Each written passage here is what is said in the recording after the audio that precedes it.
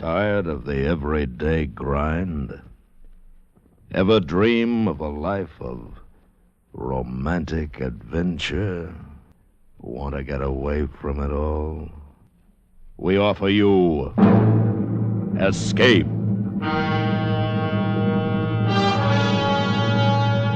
Escape, transcribed to free you from the four walls of today for a half hour of high adventure.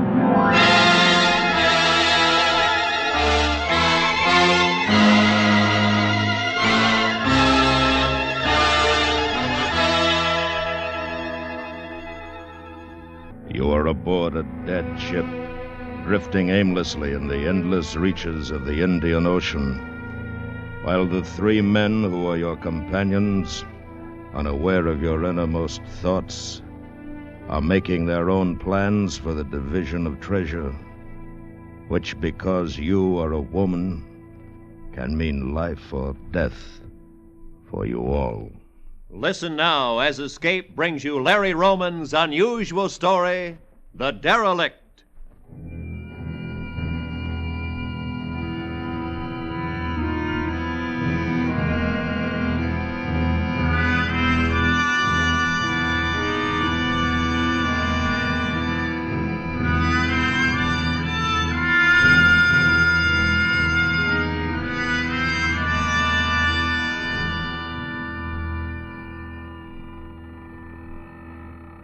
I'm rich now. Good looking, too. A lot of guys have said so. 29, and that's on the square. Dark eyes, dark hair, and I've been a dancer all my life, so you can figure out for yourself how I'm built. I'm not telling you this out of conceit or anything. I just want you to know what you'd have if you had me. And you can have me, any one of you. All you gotta do is come out and get me.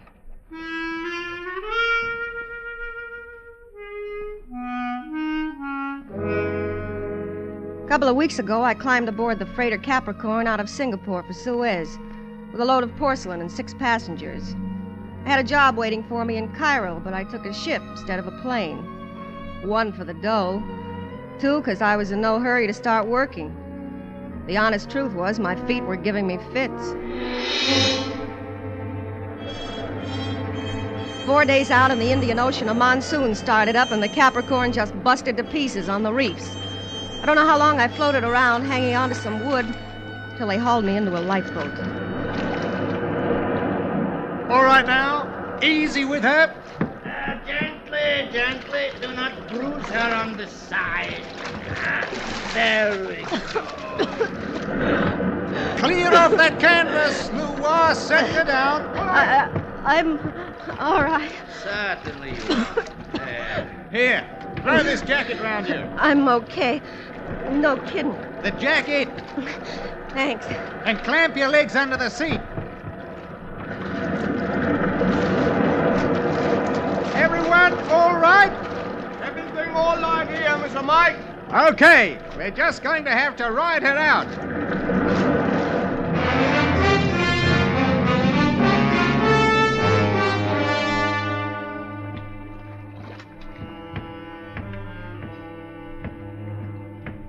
You all right? Sure. You're not sick anymore? All done. Kind of silly, wasn't it? Like a kid. No, not so silly. May I do something for you, my dear? No, thanks. I'm really okay. Keatman. Henry Van Keatman's my name. It was my cargo of porcelain on the ship. I'm Mike Bullman. Cora Moore. Hello. This is Lou Wah, or is it Wah Lou? My name is Lou Wah.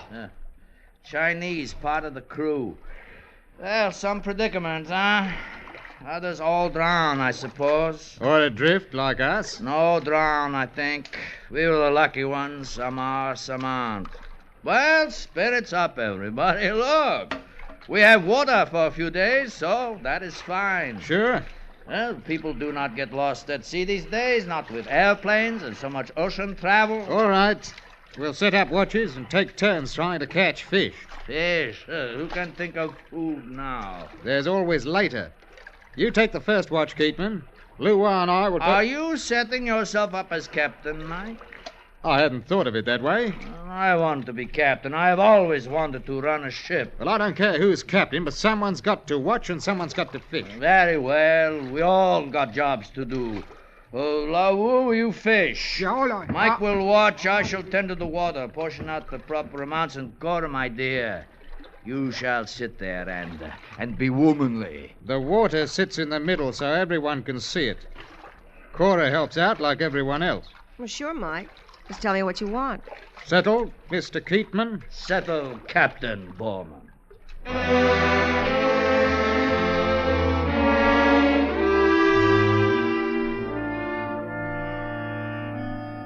I got a long look at them. Keatman, big around the middle and chest, white, shiny face, powerful arms.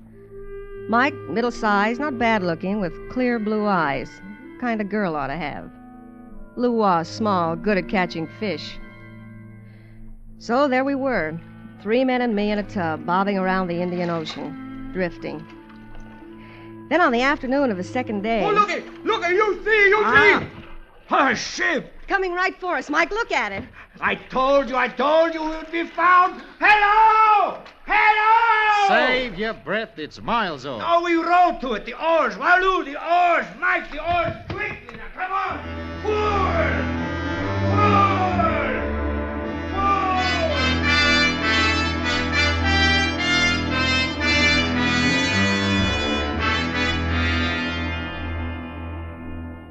It was dusk by the time we got aboard.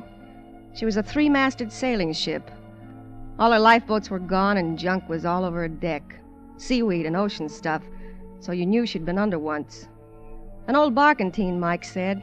A ghost ship. Her deck cabins were caved in and she stank from rot. We looked her over. Then down in the captain's quarters we saw it.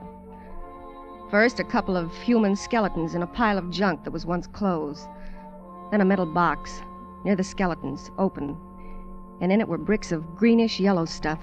Mike knew right off what it was. Gold. Gold? Impossible, it cannot be. That's gold, all right. I've seen gold before. Well, sure it is. Sure it is. Oh, feel it. Hold on. 20, 30 pounds of brick. Why, that's a fortune. No kidding? How much? I don't know, but a fortune, easily a great amount. Easily. Shut the box, Keatman. The salvage laws, it's ours. If we bring it in. We will. We've got another problem But first. I tell you, you do not get lost at sea these days. This is 1953. You do not get lost at sea in 1953. No. Shut the box. It won't swim off. What? Shut it! Who are you to tell me what to do? Oh, stop it, you two. Squabble, squabble like a couple of chorus girls. Oh, sorry. I apologize. All right. Now let's check the galley. We ought to figure out a way to start a fire. What about the skeletons? What about them?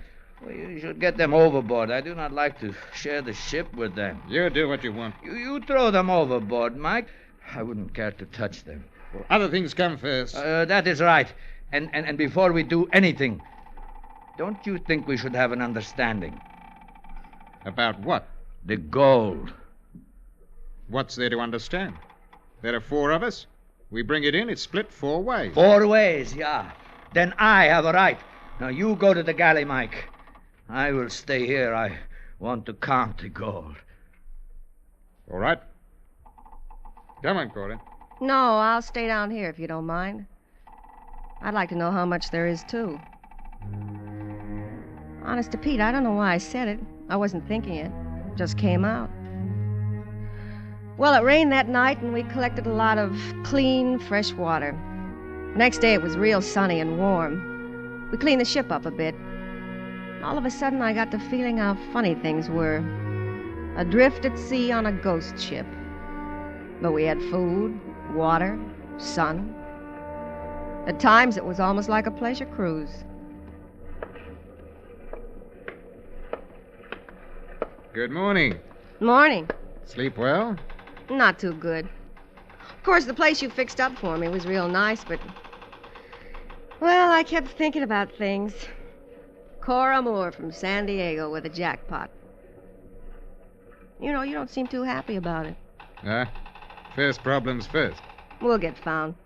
Keatman's right. You don't get lost at sea these days. Ship is bound to cross us. Isn't it? Sure. So then we'll all be rich and happy. You still don't feel good about it. I remember once when I was a kid. I reached for a pot in a dice game. My winnings. It was fair. I got the back of my hand ripped open with a knife. I never got the winnings. I see. Counting your chickens. That's it. Everybody does that. Look at me. I was going to be a ballet dancer. I was a ballet dancer. In my mind, I mean. Pirouettes and all that. Who knew I was going to end up a fan dancer? Well, that's not so bad. No? Oh, well. What are you going to do with your share of the gold? I mean, if we bring it in. Go back to Australia, get a ranch, sheep. Sounds like work. You won't have to work. You'll have enough. I don't mind. Good morning.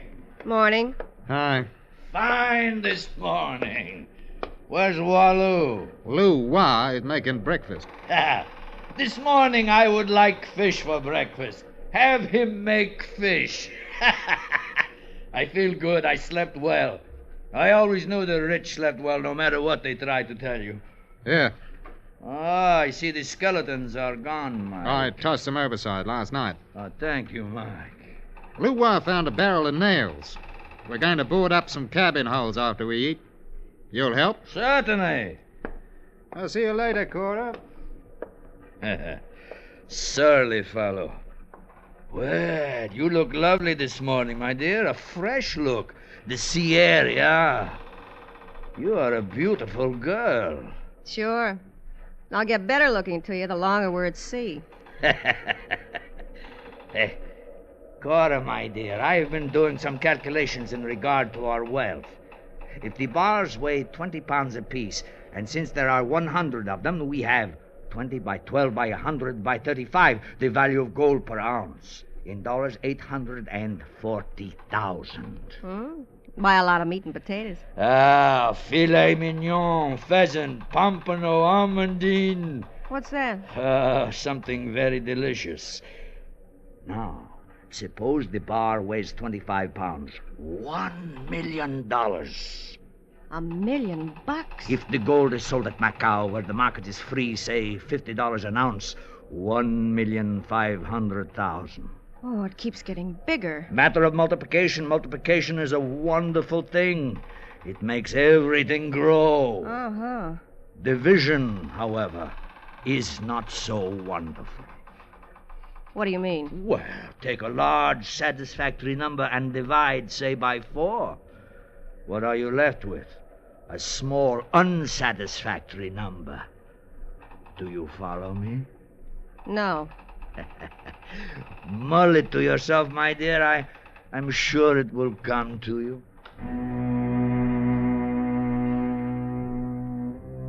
Sure, I knew what he was getting at, but I wasn't letting on. Sometimes it pays to play dumb.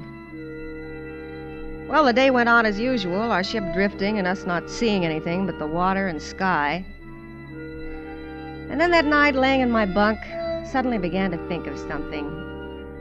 I don't know why, but there I was all of a sudden thinking about Keatman and those ideas of his on multiplication and division. It just jolted me out of my bed. I ran out on deck. Mike came from one way, Keatman from the other, and we met at the railing. Lou Wah! Lou Wah, where are you? No need to shout more. Look.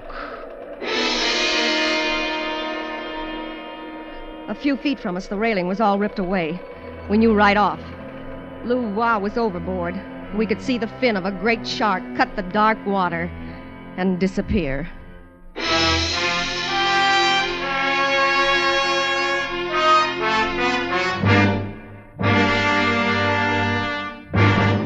We will return to Escape in just a moment, but first... You should not have leaned against the railing. The wood is rotten. What makes you think he leaned? The ship's tossing, then. It threw him against the side.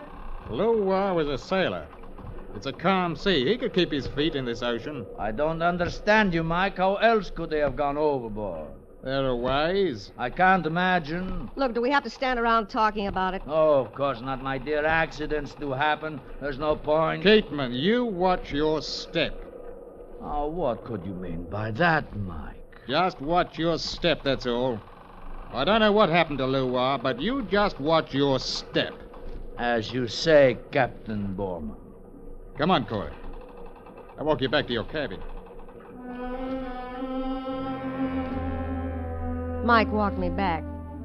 I had my chance to do some talking, to tell him about the conversation I'd had with Keatman. I should have told Mike. I know it. But somehow the words just wouldn't come out. I don't know why. Mike left me. I asked him to, and I tried to get some sleep. No luck. I kept thinking about poor Lua and also something else. I don't really know why I thought about it, but the fact is I did. Without me doing anything, I just got richer. Cora? Hmm? Are you asleep? May I come in? Well, Just for a few moments, my dear. I want to talk to you. All right. Just a sec. It's real late. Oh, just a little while. The thing is, I do not get to see you enough alone. Oh, Cora. Now, wait a minute. Oh, it's all right. Mike is asleep. He will not hear. Hands off, mister, that's all. Oh, have I made a mistake? I thought you had some feeling for me. Well, it just that you sure rush a girl. Oh, I see. I'm sorry. Why don't you go now, Keatman? Oh, no, Henry. Why don't you go, Henry? I feel kind of upset tonight. You know what I mean. Lua and everything. Yeah, all right, my dear. You're not mad? Oh, no. There'll be other times. Oh, yes, of course, other times. Cora, Hmm? when we are safe on land and rich, we will go someplace, you and I. Italy, perhaps, or the south of France. Cora, 1.5 million divided by 3 is a large number. That should mean a lot to you. Yeah, I have to admit. I've been thinking about it. 1.5 million divided by 2 should mean even more.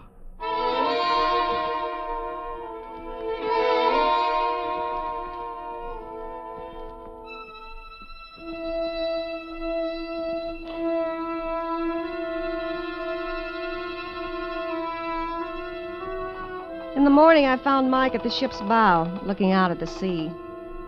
I remember saying to myself, he looked kind of good to me.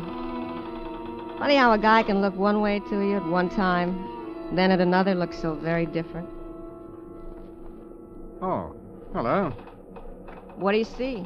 The usual. Nothing. Oh, it's not so bad. Still got fish and water. It's only the 3rd day. Guys were adrift during the war for weeks. They got saved. Sure. They had it worse than us. Mind if I, sit here with you? No, of course not.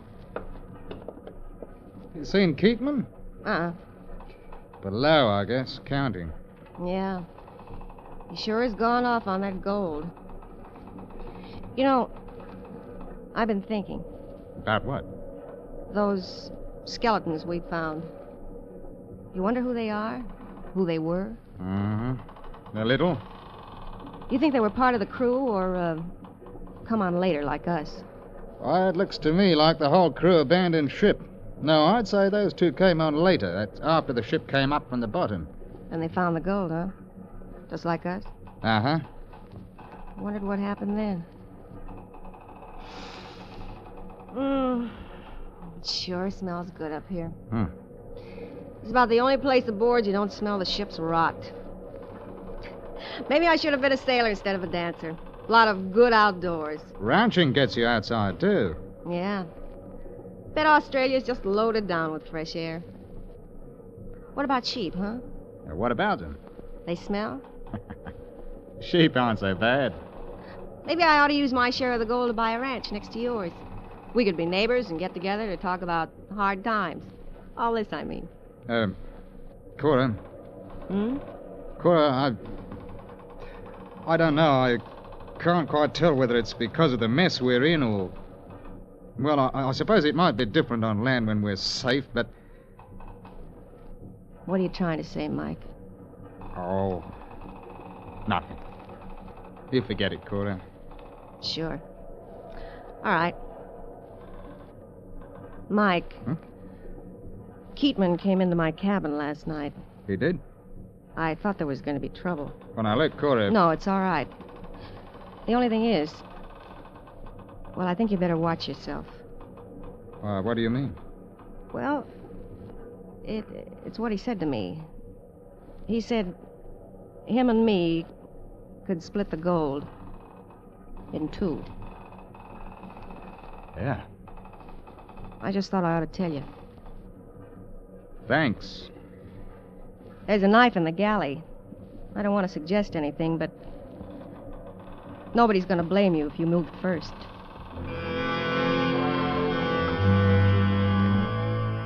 I don't know why I said it the way I said it. I didn't mean to say it that way. It just sort of came out. Funny how you do things sometimes. For no real reason, I mean. Well, the third day went by, and we just kept drifting and drifting. Nothing to look at but ocean and sky. Then toward late afternoon, we saw something. Just a speck in the sky, but then it came closer and closer. A plane.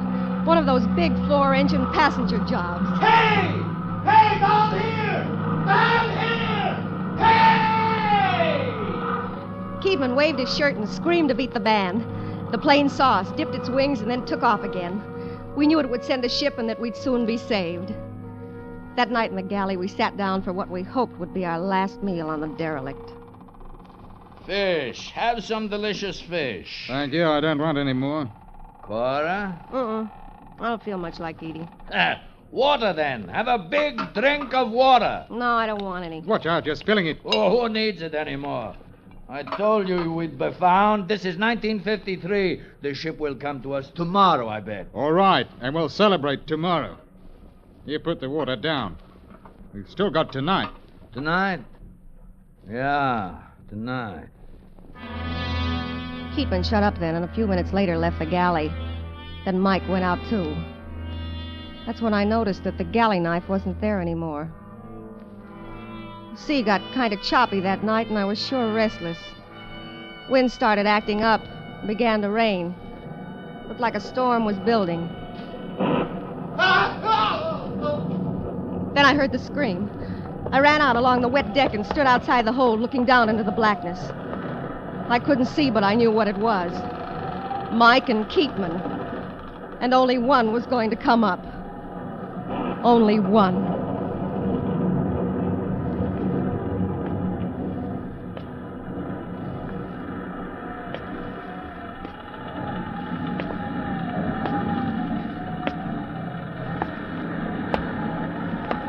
Hello, my dear. Henry. I got the knife in him before he knew what happened. Mike. Done. We divide by two, my love, by two as it should be. I gotta get into my cabin. I'm getting all wet. Oh, wait. Cora. Yeah? The ship will come to us today, to us, to you and me. The $1.5 million is ours. I know, Henry. South of France, or would you rather Italy? Whatever you want, Henry. Anything? Yeah. Oh, Cora. Cora, my love. Oh, Cora! Cora!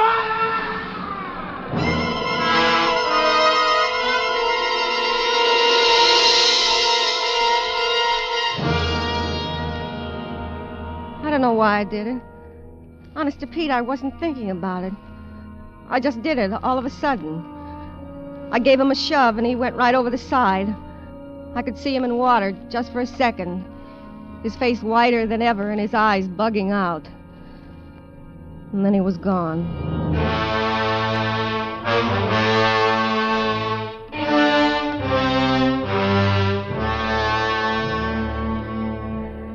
The storm lasted for days. 3, 4. I don't remember now. And it tossed the ship I don't know how many which ways. Then the sky cleared up. Sun got all warm again.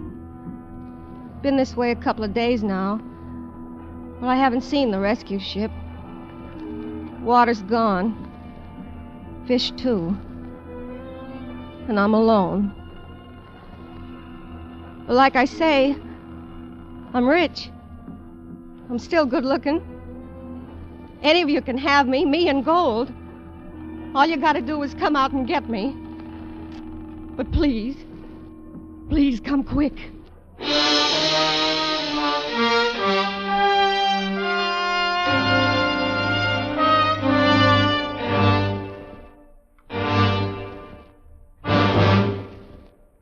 Under the direction of Anthony Ellis, Escape has brought you The Derelict, adapted by Larry Roman from a story by Victor Schwartz and starring Charlotte Lawrence as Cora.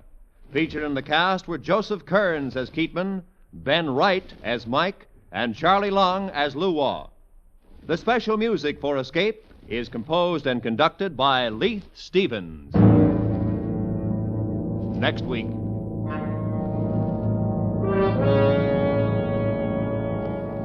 You are standing guard deep in the forests of Africa, while around you, closing in on you, are the dreaded Mau Mau, who, if you relax your guard, will kill you. So listen next week when Escape brings you John Dehner's terrifying story, Lily and the Colonel.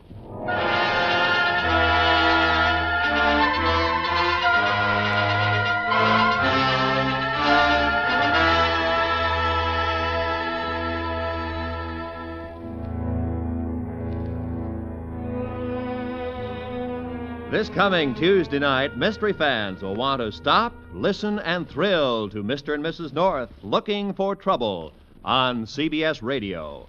And to John Lund as yours truly, Johnny Dollar, probing the San Antonio matter. The Norths collide with homicide and come close to grief themselves. Johnny Dollar comes close to falling in love, closer still to trouble in San Antone. Remember, they're both this coming Tuesday night on most of these same CBS radio stations. Mr. and Mrs. North, and yours truly, Johnny Dollar. Don't miss 'em. This is Roy Rowan speaking. And remember, you're invited to Art Linkletter's house party every weekday on the CBS Radio Network.